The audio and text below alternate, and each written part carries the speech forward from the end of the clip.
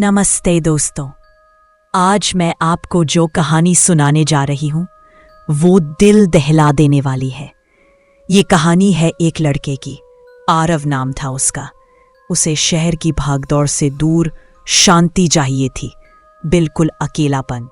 और इसी तलाश में वो चला गया हिमाचल की पहाड़ियों में, जहां एक पुराना लकड़ी का मकान किराए पर मिलता था। आरव को लगा कि यहाँ उसे वो सुकून मिलेगा जो शहर में कहीं नहीं था, लेकिन सच ये था, वो जगह इंसानों के लिए बनी ही नहीं थी। शुरुआत में सब सामान्य लगा।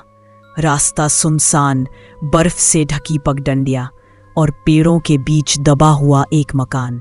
बाहर से देखने पर बिल्कुल पुराना, पर दरवाजा नया सा था। अंदर घुसते ही धूल उड़ी, जैसे कमरे ने खुद सांस छोड़ी हो। और फिर रात होते ही अजीब चीजें शुरू हुई। आधी रात को उसमें सुना नीचे से खींचने की आवाज। ना तो चूहे ना हवा, बल्कि जैसे पत्थर से पत्थर घिस रहा हो और मकान की लकड़ी हल्की सी ऊपर उठ रही हो। आरव ने फर्श पर हाथ रखकर महसूस किया, हाँ, कुछ था वहां नीचे, स्टेडी, जानबूझकर हिलता हुआ। उसने खुद को समझाया कि शायद बर्फ खिसक रही है, लेकिन अगली रात वही आवाज फिर आई, इस बार पूरे घर के नीचे से, जैसे फर्श सांस ले रहा हो। और फिर सुबह पेड़ों के बीच उसने पहली बार उन्हें देखा, ऊंचे ऊंचे काले स्तंभ जैसे, मगर चलते हुए। छाल के नीचे सफेद गीला सा मांस और बिना आंखों के सिर। धीरे धीरे उनके चेहरे पर एक गोलाकार दरार खुली, जैसे दीवार टूट रही हो और भीतर से मांसपेशियों का गूदा हिल रहा हो। वो कोई जानवर नहीं था, वो कोई इंसान नहीं था, वो पहाड़ का हिस्सा था। आरव ने गाड़ी स्टार्ट करनी चाहिए, पर गाड़ी नहीं चली और पेड़ों के बीच वैसी ही कई परछाइयां खड़ी हो गई। सबके मुंह खुले और हवा कांप उठी, दांत किटकिटाने लगे।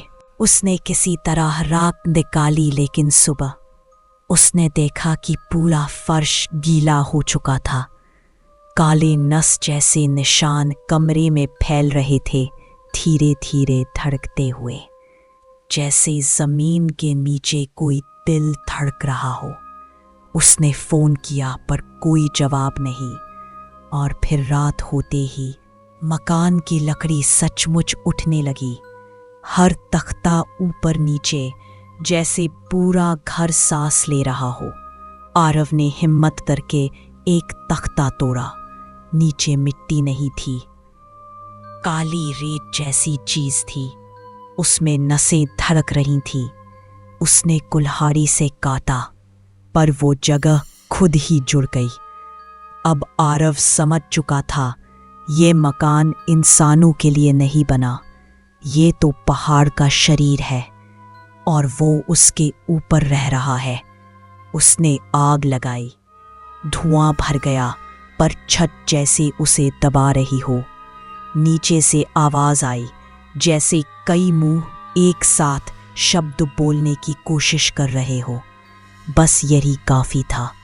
आरव भागा। उसके बाहर आते ही पेड़ और पास खिसक चुके थे।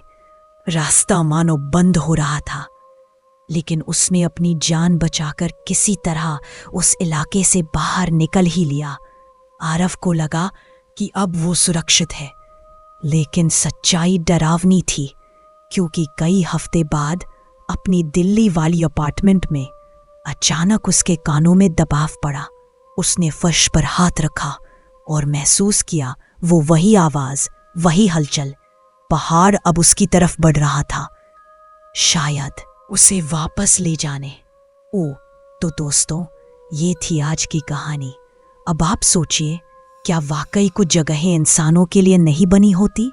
और अगर कोई वहां चला भी जाए, तो क्या वो कभी सचमुच वापस लौट पाता है?